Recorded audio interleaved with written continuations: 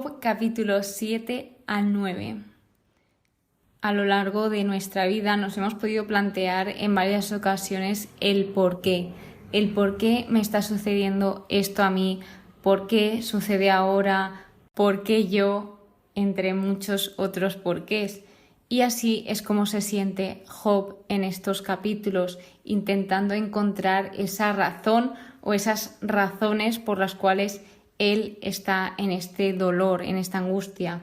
Así que el capítulo 7 empieza como presentando este sufrimiento, continúa con ese diálogo y Job aquí ve el sufrimiento presente como algo inútil y desalentador, es decir, solo está viendo cansancio, que no había ni esperanza ni recompensa en ese sufrimiento, sino que él solo veía ese cansancio y que no le encontraba ningún sentido a todo lo que estaba pasando.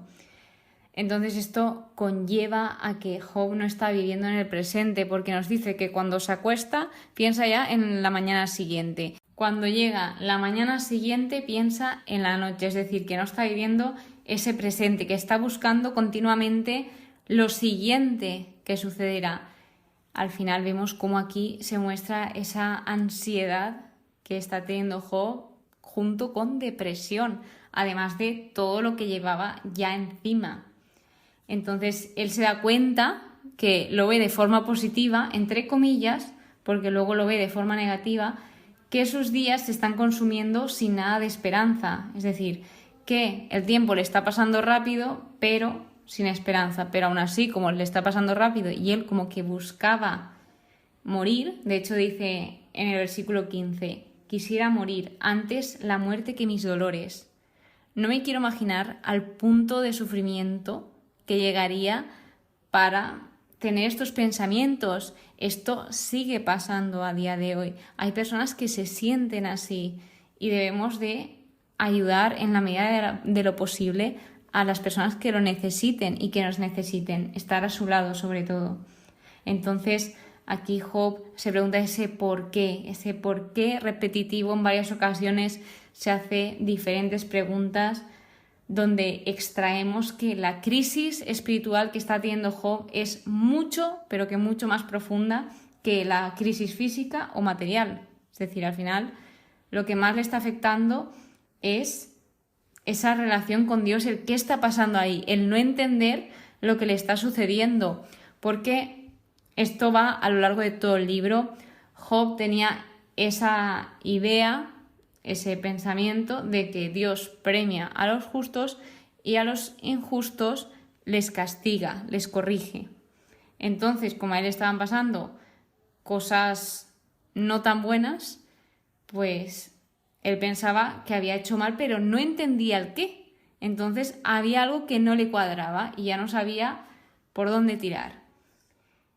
Entonces, algo que él no estaba viendo, muchas veces durante el sufrimiento no somos capaces de ver lo que hay o encontrar el propósito que tiene el sufrimiento para nosotros, y es que Job no estaba siendo castigado, lo que estaba siendo es honrado, porque gracias a pasar por ese sufrimiento, por esa situación, lo veremos más adelante, él fue honrado y a día de hoy es un ejemplo de paciencia.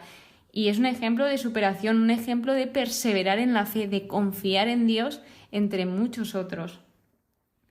Yendo al capítulo 8, titulado La trayectoria necesaria de la justicia divina, este empieza a hablar Bildad, que Bildad es otro de los amigos de Job que va a visitarlo para estar con él en este momento tan crítico. Entonces, se nos dice en diferentes fuentes de información que es uno de los descendientes de Abraham. No está claro del todo, pero sí que suele estar en las diferentes fuentes, en los estudios que he podido encontrar en internet. Entonces él empieza también como Elifaz. Todos tienen el mismo pensamiento de que algo tiene que haber hecho mal para que le esté pasando todo esto, que debe de arrepentirse y que Dios le perdonará. Entonces Bildad confía en la justicia de Dios. Dice, ¿puede Dios torcer el derecho, pervertir Sadai la justicia? y le comenta cómo hacer que se solucione, entre comillas, esa situación. Y a pesar de todo, a pesar de que le estaba comentando esto, Bildad no sabía que esas palabras fueron proféticas, porque dice: tu pasado será una miseria comparado a tu espléndido futuro. Por lo tanto, lo que le recomienda también es como que medite, como que pregunte a las pasadas generaciones y que ellas le instruirán y le hablarán. Así que él le continuó hablando sobre cómo es el fin del impío, de que Dios no rechaza al honrado ni echa una mano al malvado. Es decir, que Dios siempre está con los justos, que los protege y, de nuevo, a los injustos los reprende. Así que le sigue diciendo que aún puede arrepentirse, de que no es tarde, de que puede siempre volver al Señor. Pero a pesar de esto, es que Job sigue igual. Ahora le contesta en el capítulo 9, que se titula La justicia divina está sobre el derecho, y empieza haciendo una pregunta que es: ¿cómo puede el hombre ser justo ante Dios? Porque si lo que había hecho hasta ahora no era ser justo, entonces, ¿cómo podía ser justo? Él estaba buscando respuestas continuamente.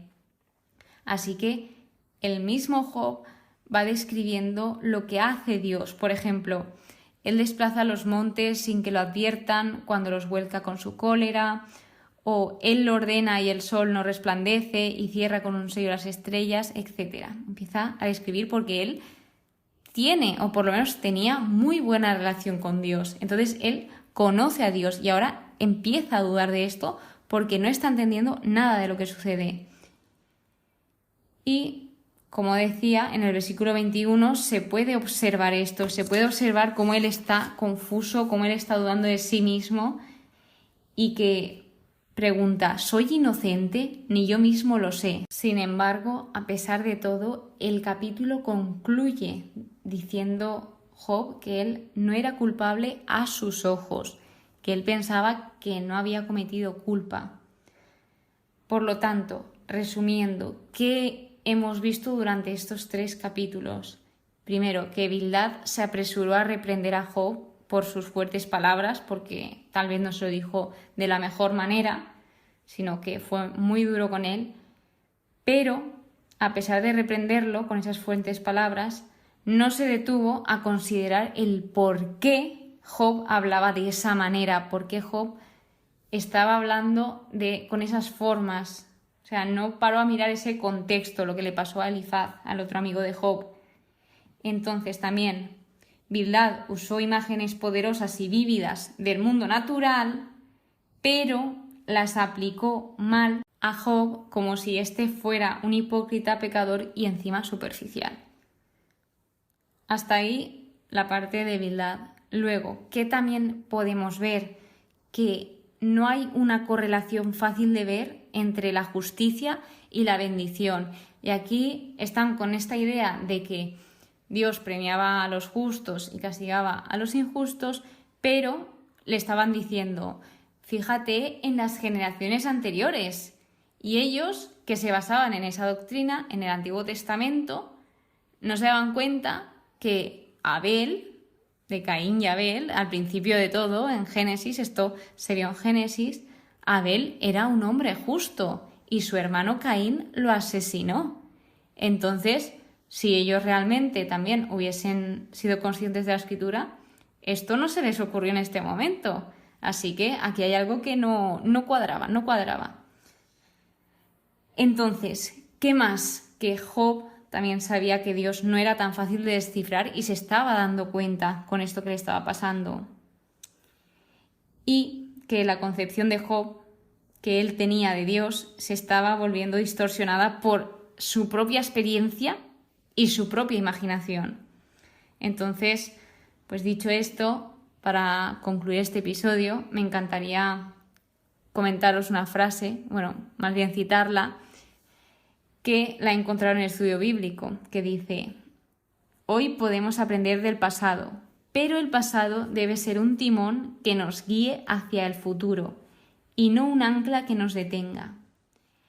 El hecho de que algo se haya dicho hace años no es garantía de que sea correcto. El pasado contiene tanta necedad como sabiduría.